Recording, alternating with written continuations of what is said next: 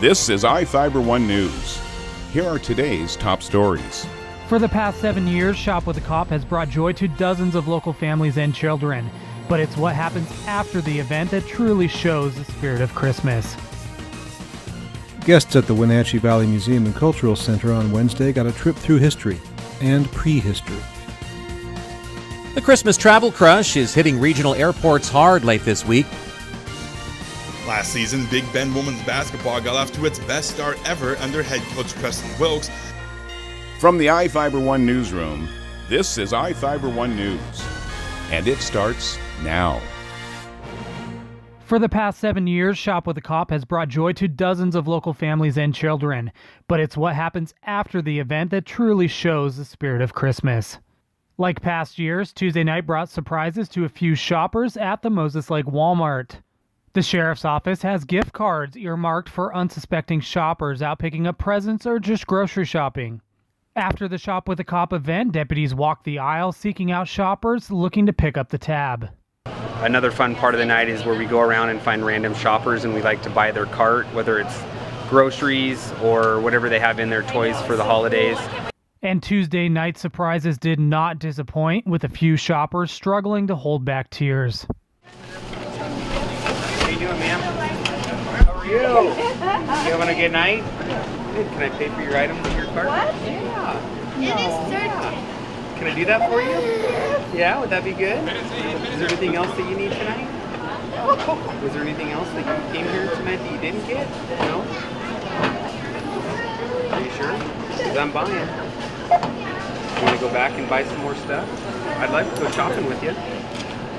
Let's do that. It's so overwhelming. Hang on. Would you like to do that? Do you have any gifts you could buy for some kids or grandkids? Or... I don't know.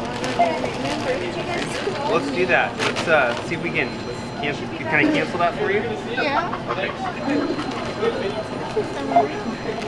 Let's see. Well, Santa Claus is going to come again right now. As soon as she's done ringing that up, guess what? I'm going to pay for it. Yeah. You just...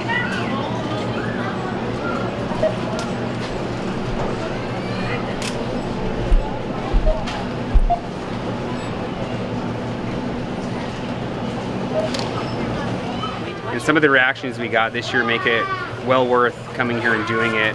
We had people literally in tears because they don't make enough money to cover what they had in their cart. So what we do is we grab them and we take them back out to the cart with their cart and take them into the store and let them load it up, and then we pay for everything in their cart. Merry Christmas. Have a good night. This is Joe Utter for iFIBER 1 News. This segment is brought to you by... Change doesn't have to be complicated. With a low-profile microwave hood combination that's ready to install right out of the box. It fits in the same space as your under-cabinet hood, so you can get your microwave off the countertop and make space for the routines worth keeping. The low-profile microwave hood combination, from the #1 selling appliance brand in the USA. Whirlpool Appliances, now available at more furniture in Ephrata. Guests at the Wenatchee Valley Museum and Cultural Center on Wednesday got a trip through history and prehistory. Set the Wayback Machine, Sherman. We're going back 12,000 years when this was a wall of ice here. Authors Randy Lewis and Bill Lehman offered the release of their book Red Star and Blue Star Defeat Spexman, a retelling of the Wenatchee Indian story of twin heroes who battled a river monster on what's now the Columbia, making the world safe for human beings to inherit. In our world, in Pasquosa world, we had our superheroes. We had an entire pantheon of characters. For an audience of about 120 people, Lehman, a Wenatchee historian, and Lewis, a Wenatchee tribal elder, combined stories and photos to show how the oral history of the tribe relates to geologic landmarks along the river. Lewis grew up on Stemilt Hill, and his family has roots among both the Wenatchee Pasquosa tribe and the white settlers who came after them. The book is available in a limited print run through the museum. Jefferson Robbins, iFIBER 1 News. This segment is brought to you by Your taste buds bored? Well, then bring them to Jay's Teriyaki. Not only does Jay's have a variety of teriyaki dishes, they also offer mouth-watering salads and sides. Call Jay's 509-764-5155. Jay's Teriyaki, located at 123 East Broadway in Moses Lake, because it's all in the sauce. The Christmas travel crush is hitting regional airports hard late this week, with tens of thousands of people passing through security screening before boarding their outbound flights. The Transportation Security Administration says they are expecting to screen more than 10% of the usual number of passengers at their nationwide checkpoints today and tomorrow, and are reminding travelers about one major difference they see this time of year that could slow things down for everyone in line.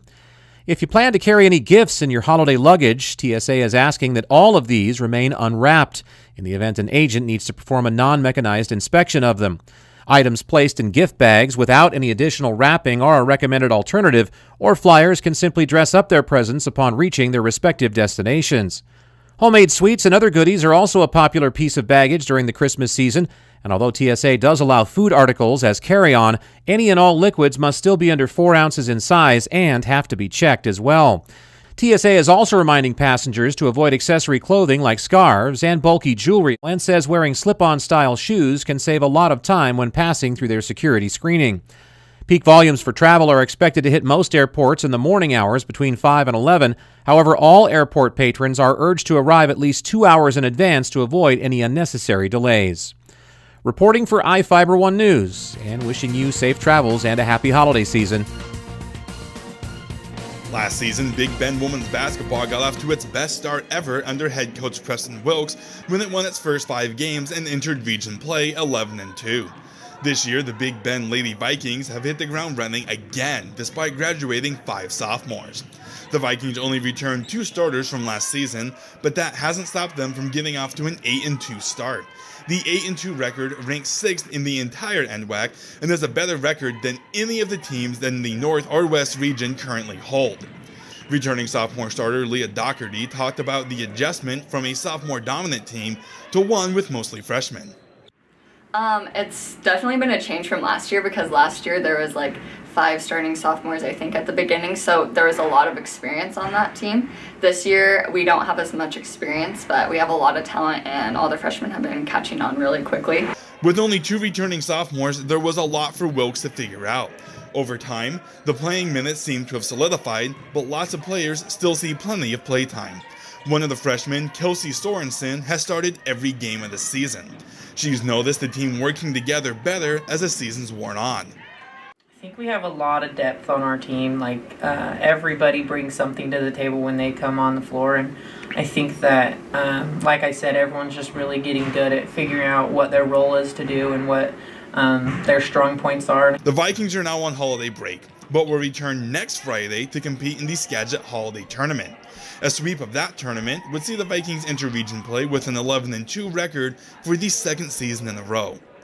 I'm Adam Chikoski for iFIBER 1 Sports. This is iFIBER 1 News.